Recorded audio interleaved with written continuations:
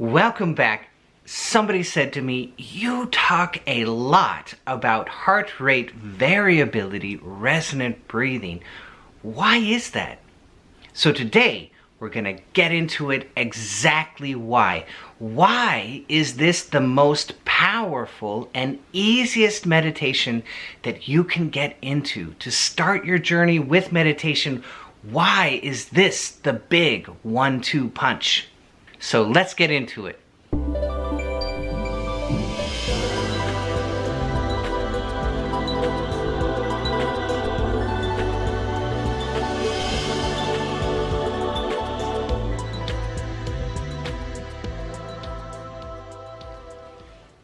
When you get into the science of heart rate variability resonance, some amazing things happen. First of all, you discover that this is the fundamental change that has to happen first when you enter into the beginning of a deep meditation. And if that's not happening, then you're not getting into a deep meditation. And you can see this for yourself. So here's an experiment for you. If you really want to deeply understand this, go into a Zen studio. Go into a Buddhist meditation. Go into a yoga class and start counting breaths. Not your breath, but watch everybody in the class and start counting their breaths. And the ones who are new, they will be breathing when they're in savasana, when they're in meditation. They will be breathing at 12 or 13 or 15 breaths per minute as they are attempting to meditate. And then find the ones that have been there for 20 or 30 or 40 years and count their breaths. And automatically you're going to see something profoundly different. They will have cut their breath rate in half. And if you ask them about that, they'll probably say, I don't know what you're talking about, or yeah, I do seem to breathe a little bit more slowly, but they don't understand necessarily the relevance of that drop in the breath rate.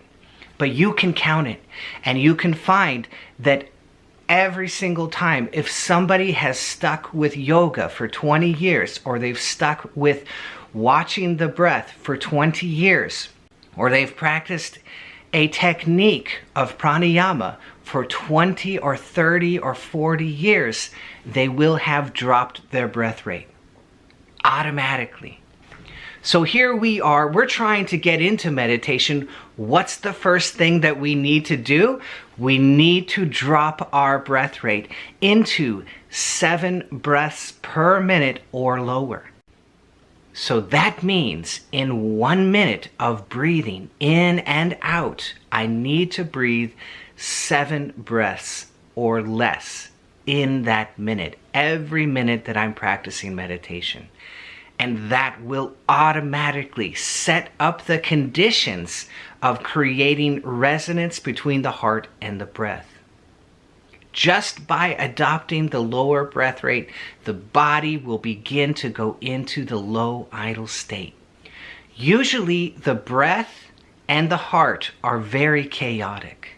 And that's synonymous with stress, isn't it? A chaotic breath rate and heart rate. And so the breath is coming in and the heart is going down, and the heart is going up and the breath is coming out. Everything is cattywampus, everything is chaos. There's no pattern between the breath and the heart normally in a stress condition, especially. Now, as we start to enter into the low idle state, a magical thing begins to happen. The breath and the heart rate begin to match each other. They begin to sync up. As everything slows down, the heart and the breath begin to pair.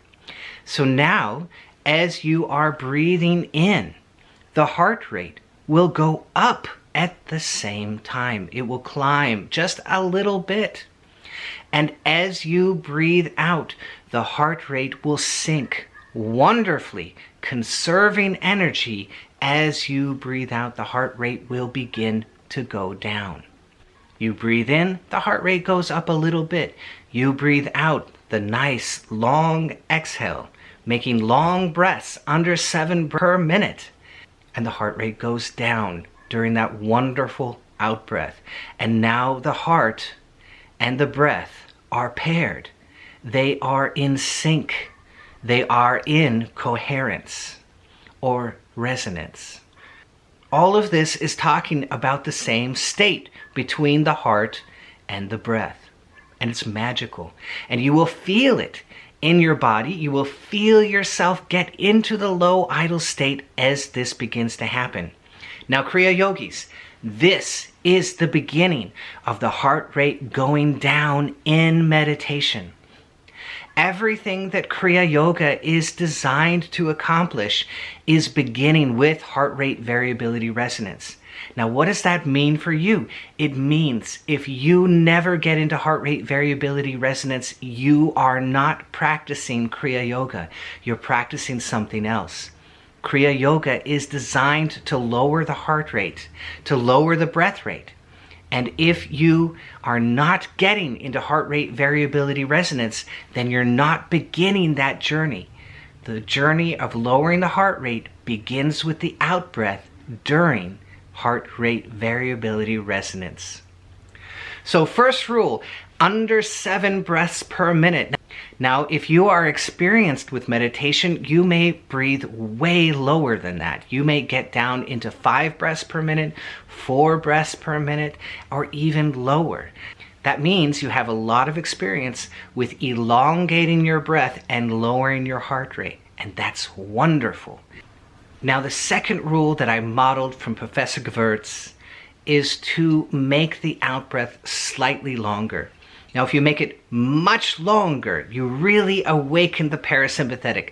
But even just a little bit longer gives that out-breath and the heart rate more time to catch up. And so you're accentuating the parasympathetic. As we breathe in resonance, we are getting a little bit of the sympathetic system, which is necessary to keep everything going. The heart has to keep going, the breath has to keep going, everything in the body has to keep going, and the sympathetic system is going to give us a little bit of that stimulation. And then as we breathe out, we are deeply pairing with the parasympathetic system. And so accentuating that out-breath and making it a little bit longer is magical for the meditative yogi. It gives you an extra hit of the parasympathetic system. So by making every out-breath just a little bit longer, you're accentuating that parasympathetic system wonderfully, and the heart rate is going down. And you, as the yogi meditating, are recapturing some of that energy just by awakening that parasympathetic system. So as you meditate, you might begin to feel some of this charge of extra energy in your system. And as we enter into that low idle state, that calm body reflects back on the mind, giving the mind peace and clarity. So now we have 2 rules, right? Under 7 breaths per minute, make each out breath longer, slightly longer. The third rule I also modeled from Professor Gewirtz, who's at the leading edge of heart rate variability resonance. He's one of the doctors that began formulating this understanding and said, hey, we've got to look at this. This is huge and important. And as he was teaching children how to get into their parasympathetic system through resonant breathing, I noticed he was taking out the pauses. So there's no pause at the bottom of the breath, and there's no pause at the top of the breath. It doesn't mean you're in a hurry. It just means take out the pause as you can. And I noticed when I first started teaching resonant breathing, that if the person tried to throw a pause into that breathing in the beginning, it would mess up the rhythm of the resonance and they would never get into resonance. So in the beginning, if you can take out the pause, it will ensure that you are getting into resonance as you begin this practice. Later on, you might find that the breath pauses all by itself. Now that's something different. That's the tranquil breath, and that's a really big deal, and we want to allow that to happen. But in the beginning, when we're just introduced to resonant breathing, we want to take out the pauses to ensure that we get into heart rate variability resonance. So now we have 3 rules. Under 7 breaths per minute. And this rule alone will get you into heart rate variability resonance eventually. Second rule, make the out-breath slightly longer because we're accentuating the parasympathetic system as we are breathing out. That's the most important part of this whole equation. We're very good at the sympathetic system. We're not so good at the parasympathetic system, and that's why we're doing this breathing. We want to get deep into the parasympathetic system. The dorsal parasympathetic system, by the way, which is why we're sitting very still as we practice this, right? So we can get into that freeze response, which is taking place with the dorsal vagal parasympathetic. Number 3, take out the pauses at the bottom and the top of the breath and just have a continuous flow of breath to ensure that we get into heart rate variability resonance, this resonance between the heart and the breath.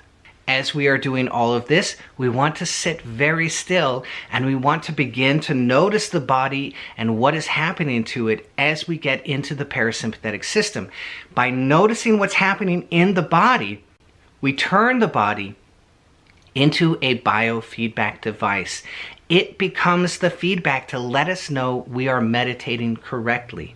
And this is why we want to notice 1 or 2 or 3 or 4 of the 4 proofs. Number 1, as I'm sitting very still, do my hands get hot and heavy? Now some people say, Forrest, my hands don't get hot, they just get really warm.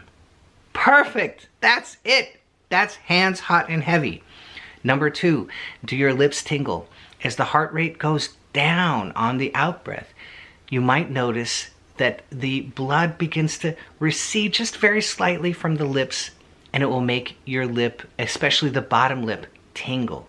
Another wonderful sign the parasympathetic system is being activated.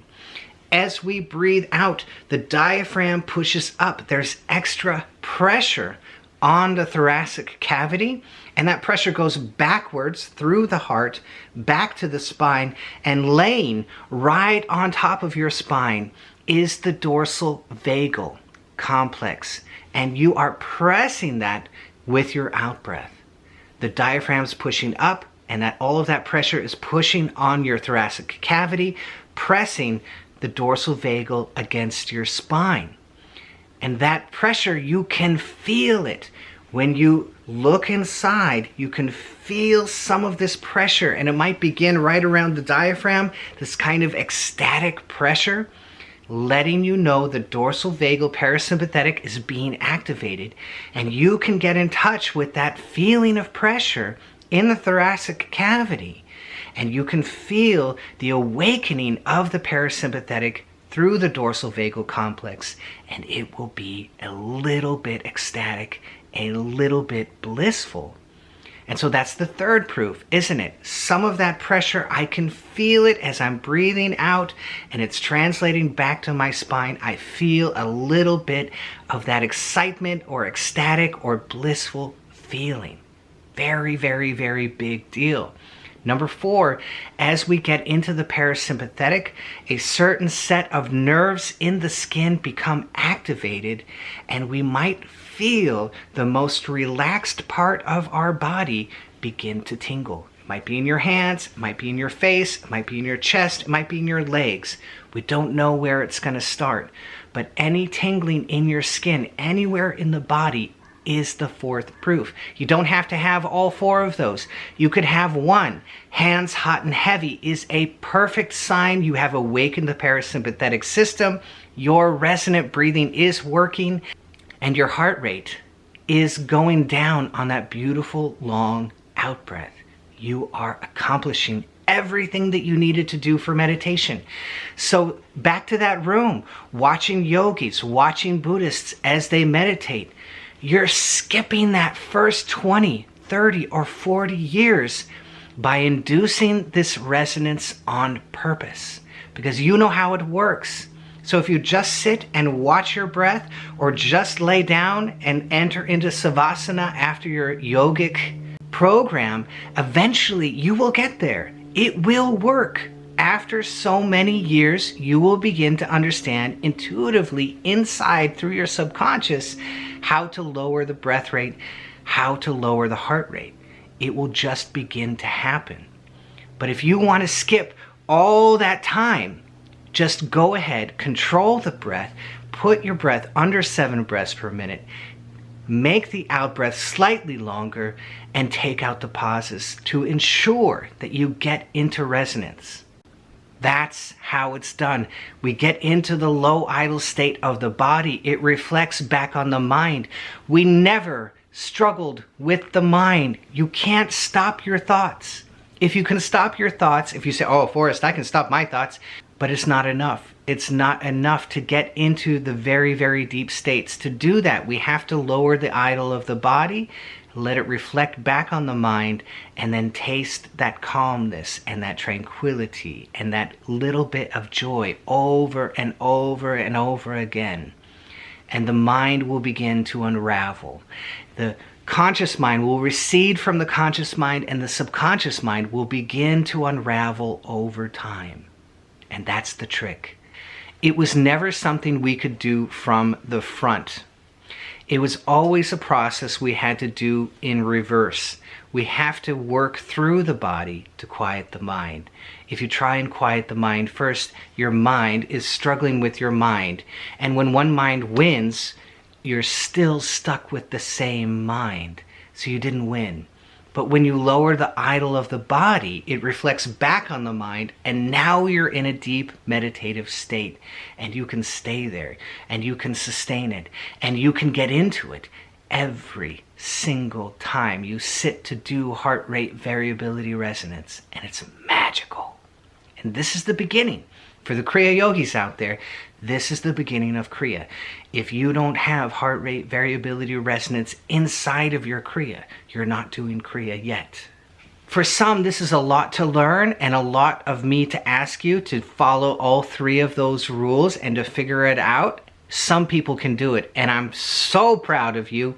Now, I made it really easy because we started an app. So the Resonant Breathing app, you can load it onto your smartphone, you can load it onto your Android or your iPhone, and all you have to do is follow along with the lungs that you see breathing in and out, and find the breath rate which is appropriate for you. Don't look for the breath rate which is the lowest and try and force yourself into that, because now you're forcing yourself and you're awakening the sympathetic system, and we want the parasympathetic system. So you have to find the breath rate which is comfortable for you and follow along with that. All the breath rates are under 7 breaths per minute, so you're guaranteed you're going to get into resonance when you find the one that is comfortable for you and follow along. And within 5 or 10 minutes, you're going to get into resonance, and you're going to begin to feel some of those effects in the body as it enters into the parasympathetic. It's magical. So all you have to do is follow along. So you didn't even have to learn all those rules we just went through. But now you know why. You know why we're doing it. You know why it works. You know where it's going. You're skipping all those years, and you're entering immediately into a deep and profound meditation. And that's going to clear your mind. And that's going to bring inspiration like never before. As you enter into that clarity and that silence, things will come to you. And that's the download phase, isn't it? That is now the left and the right brain are beginning to sync up. First, we create resonance with the breath and the heart, and then we create resonance between the left brain and the right brain. There's a syncing that begins to happen as the left brain clears out and the right brain becomes awakened. That download phase, that inspiration will come to you. So download the app, try it out. It's really wonderful. It's the most clinical and professional meditation on the face of the planet. I hope you loved this. If you did, be sure to hit that bell down below so I can see all of you next time.